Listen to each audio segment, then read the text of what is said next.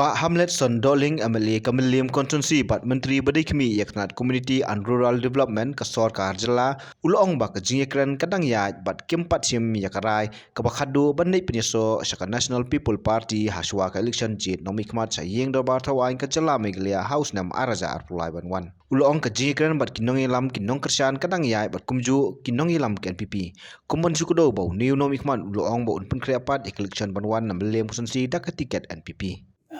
Pemlaban haknono ke konsumsi ke politics ke jengurung ke jengmi jongki nong kersan ke jeka suka jeka kan bet mereka mau kalau mata nak liang ke jonga pikiran dan ke jengka nak liang jong ke NPP ru di kadang ya keren di kadang dan buon bak di dar bernama ngamata kadang ngidang ya keren nok mata bat nyempat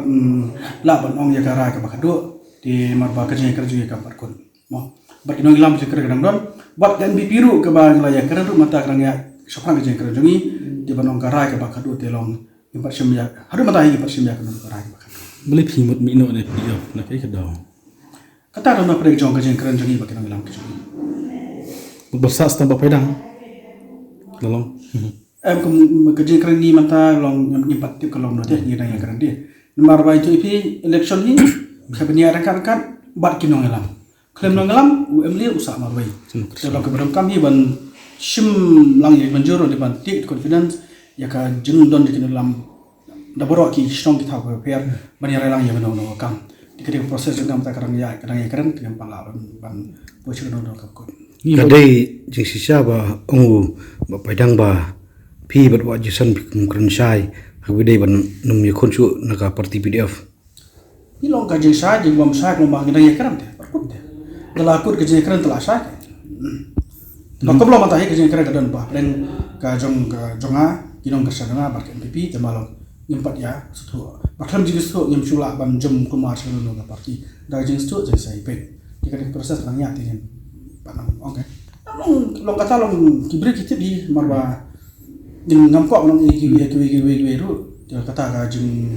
long jeng mak jeng kita nak batai pun hamal batai. Pi ke election ke di bukong sentam bagi di setu bagi apa dia angkat bat kinong kersan ke jongi klaim kinong kersan UML aran menekong do tidak kadang marba kelesho arpo apply kadang dot sebab ndre nyobra di ngaru menang kabur kami ke jonga ngapari opani songtan di marka de kam ngira keren te manta de